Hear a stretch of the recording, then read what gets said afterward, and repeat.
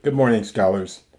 Today we continue our way through Far's Homeric Greek, looking at lines 584 to 594 of Book 1 of the Iliad.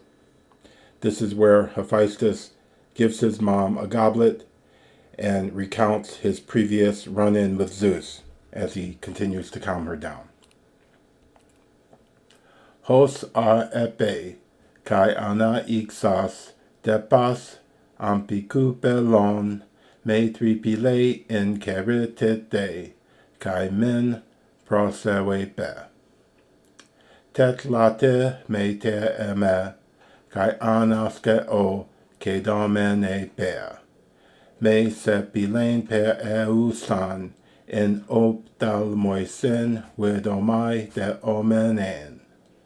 Tota dute dune somai, anuk menos per Christmen. Argaleos gar Olympios antiperestai. Ede game kai alot, alexamenai men maota, ripse podos tetagon, apobelute persioio. Pande ma peromen, hama de elioi, cataduna te capeson in lemnoi, oligos te titumos en ean, intamescenties andres, apar comisanto pesonta. So, hos ar epe, kai ana ixas depas ampiku pelon. So ana ixas is masculine, singular aorist participle, active of course, from an iso, which means to jump up, to rise quickly. So anixas. Depas, to, neuter, is a drinking cup. And ampikupelos is two-handled. So we see here a marvelous picture of a two-handled drinking cup. Hos ar epe kai ana ixas depas ampikupelon. Matri pile in keritete kai men prosewe pe. So, matri pile in keritete Kaimen prosewepe. Tite can be printed with either eta or epsilon iota, depending on the editor. Smythe informs us that the historical present does not occur in Homer, so we are forced to construe these forms as augment-free, imperfect tenses. And that tite with the eta is the Iolic dialect version of the third singular present indicative, is nevertheless worthy of note. So we have this little tension between the fact that Smythe tells us that you don't actually ever see the historical present in Homer, and nevertheless the form with the eta is present indicative. Tet late me te eme, kai anaske o ke domene per. So tet late is a reduplicated imperative from tlao, to endure evil with fortitude or bear up, endure. Anaskeo is a middle imperative. We've seen this form again and again. From ana echo, and note your various stems of echo that make one able to recognize what's going on with the sigma and ka. So anaskeo, from anekomai, to accept what happens, to submit with patience. So tet late me te eme, kai anaskeo ke domene per. Ke domai, passive, means to be vexed or distressed heavily. So kai anaske o ke domene per. We saw this verb earlier when Hera reacts to the plague upon the Achaeans. Ke domine per. Again, one last time, in Homer, the two parts of Kai and Per are generally separated by a participle or by some emphatic word connected with it. Kai is often here omitted, very often omitted, so that Per stands alone in the sense of although. Both of these uses, that is, both Kai separated from Per and Per alone, are found in tragedy. So tetlate mete eme, kai anas ke o ke domine Per. Me se pilen per eusan in ophthalmoisen widomai. So ophthalmos, ophthalmu, the eye, one's eye, and this use of the preposition in with the dative. In with the dative may be used instrumentally. So this is simply with the eyes.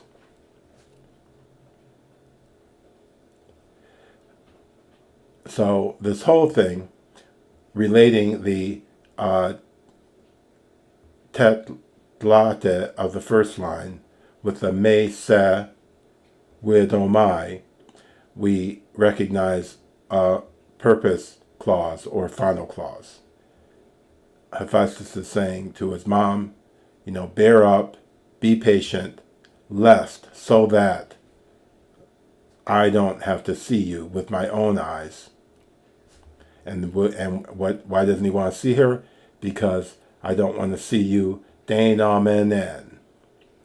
Me se pilen per eusan in ophthalmoisen widomai denomenen. Tote duti dunesomai aknu menos per. Now, deno is to smite or strike. So here we have the passive, denomenen, lest, so that I don't see you being struck. So, quoting Goodwin here, the participle, not in indirect discourse, with verbs signifying to hear, to learn, that is to hear of, to see or perceive, denotes the act which is perceived or heard of, not as in indirect discourse, the fact that the act has occurred or occurs. So it's a very subtle distinction that you see when you see in your grammar whether a participle like this or even an infinitive is indirect in indirect discourse or not in indirect discourse.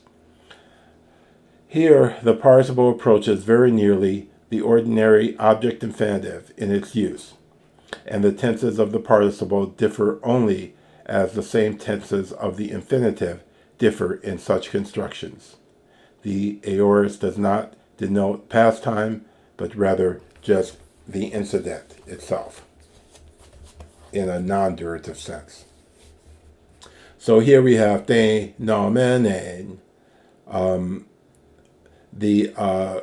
which actually I guess is a present passive participle, middle passive participle. So we actually see this idea of Hephaestus visualizing, wanting to avoid the possibility of seeing his mother, I guess we'd call it domestic assault, by his father Zeus. Or not really, as far as the paternity of Hephaestus goes, I'll have you consult your Hesiod. So me se pilen per eusan en ophthalmoisen widomai denomenen. Tote dute dunesomai ac numenos per Christ main. Argale Oscar Olympios anteperestai. So tota there, and then, but probably but then, lest I see this, but then, dunesomai, to be able, but tota dute dunesomai, cannot, which results, or can be translated, cannot at all, or not at all am I able, equals cannot at all. And then Christ main, We've seen, of course, this verb before in the scene with the priest and Agamemnon. Note, very importantly, going back to dunesomai, that this is a deponent. So look at the principal parts. Dunamai, am able, can, but dunesomai in the future, dedunemai in the perfect, edunesthein in the aorist, and dunatos. You can also have the aorist passive edunasthein in epic, New Ionic, and Pindar. But this is a very important verb, and it gets construed with the infinitive, which is our Christ main. Argaleos gar Olympios antiperestai. Argaleos gar Olympios antiperestai. So argaleos, terrible, brutal, harsh.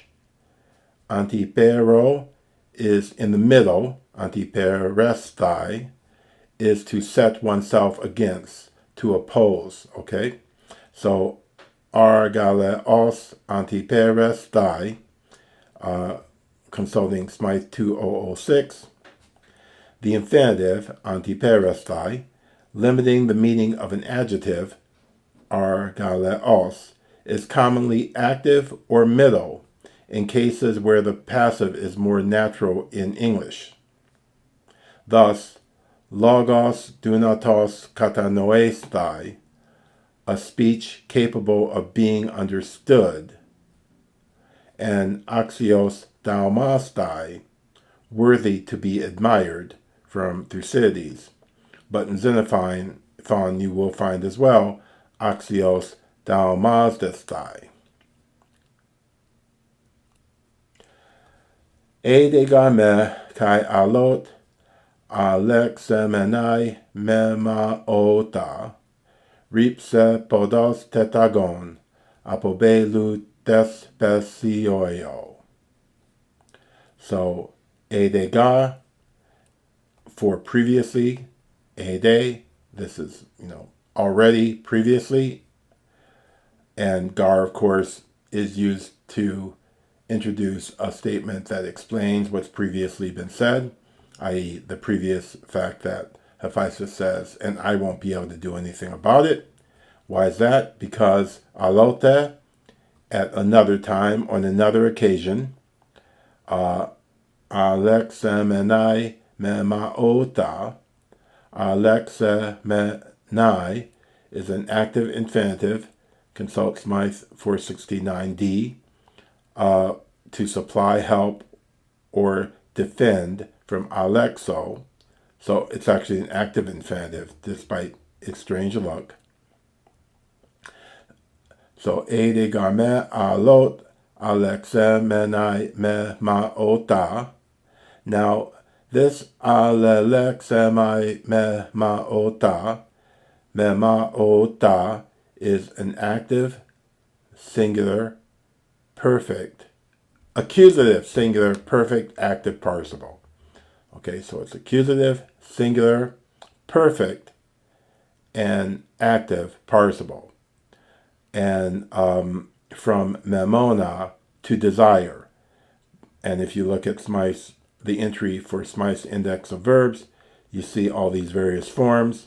Memona, desire, with the second perfect appearing as present. So you have the singular memonas, memone. Otherwise, you have forms that resemble conjugations of me. So looking, you have me maton, me mamen, me mate, me maase, but then imperative, me mato, and likewise the participle memaos, memaos, memauia, and the infinitive memonenai in Herodotus. But generally, this is a very in epic verb that you'll see being fulfilled by an infinitive when someone is desiring or trying to do something. So once we get to the scenes of struggle on the battlefield, the various memao, mona, and in various forms will become much more common. It's very common in those battle scenes where someone is trying to stab someone or trying to save someone. And so here, Hephaestus describes himself as on a previous occasion trying or desiring to defend his mother. Edigame kai alot alexe menai mema ota ripse podos tetagon apobelu des pesioio. So, going back to a moment to the mema ota, and also, I guess, even probably the tetagon. Talks about in Smythe 1946, the perfect with a present meaning. When the perfect marks the enduring result, rather than the completed act, it may often be translated as the present. Read that again. When the perfect marks the enduring result, rather than the completed act, it may often be translated as a present. Now this section has a very nice list of verbs, the meanings of which, as present, though the forms are perfect, is well worth remembering. So if you take the time to make a list of these with the translations, kek leme, kek demai, me mai, etc., it will be well worth your time. So ripse, first aors from ripto, to throw or hurl or toss. Pous, podos, is foot. Tetagon is a second aorist participle. I correct myself. I was looking at what looked like a reduplication and took it to be a perfect, but it's a reduplicated second aorist. To grab or to seize, and it takes the genitive. Consult Smythe 1346. So ripse, podos, tetagon. Apobelu tepesioio. Belos is the threshold, and thespesios is pertaining to the gods or divine. So Zeus threw him, grabbing him by the foot from the threshold of heaven. Pan de ma peromain. So Amar, of course, is day, the period of a day, and pan means the entire. And therefore we have this accusative construction, the accusative denoting the extent of time, Smythe 1582, and per Romain, imperfect passive, I was carried, i.e. flying. Pan de ma per Romain. Hama de elioi kata dun te ka person. So hama is preposition plus the dative. So, and at the same time as elioi katadunte. Elios, of course, is the sun, and katadunte is to going down. Now, the simple beauty with which Homer expresses, I guess no sunset is really mundane, but just hama de elioi katadunte. Kapeson en le moi. And kapeson is a first singular, second aorist, and it's a strange form which is showing this occurrence of apocope, and apocope occurs when a final short vowel is cut off before an initial consonant. In literature, apocope is confined to poetry, but in prose inscriptions of the dialects it is frequent. Thus in Homer, as separate words and compounds, an, kat, par, op and up really, occur for ana, kata, para, apo, hupo. And final tau is assimilated to the following consonant. So here we have what would be kata epeson or katepeson, but the alpha has been dropped and you don't have the augment, and the tau of kata has been assimilated to the pi of peson, so therefore resulting in the form kapeson, from katapipto, to fall down or downwards. So katapeson in lemnoi, oligos, dete, dumos, anaen. So oligos is very little, not much. Dete, dumos, anaen. So dumos is life, life force, and anaen, imperfect, to be or exist in a person. And so oligos, dete, and still, and there remained very little life force inside me. I was almost, again, a very poetic way of saying I was nearly dead. Oligos, dete, dumos, anaen. Enta me senties andres, apar comesanto pesonta. So enta, there, and Paley in his commentary has a nice note on who the Sentiers were. He says they were a Thracian or Pelasgic people, skilled in metallurgy, and hence called the friends of Hephaestus.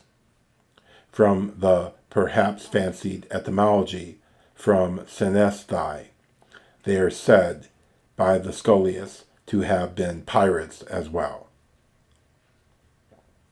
So, inta me senties andres, apar comi santo pesonta. So, apar, immediately, comi santo eors, third plural, comis, from comis domai, to rescue, to come to the relief of me, and pesonta is from pipto, me having fallen.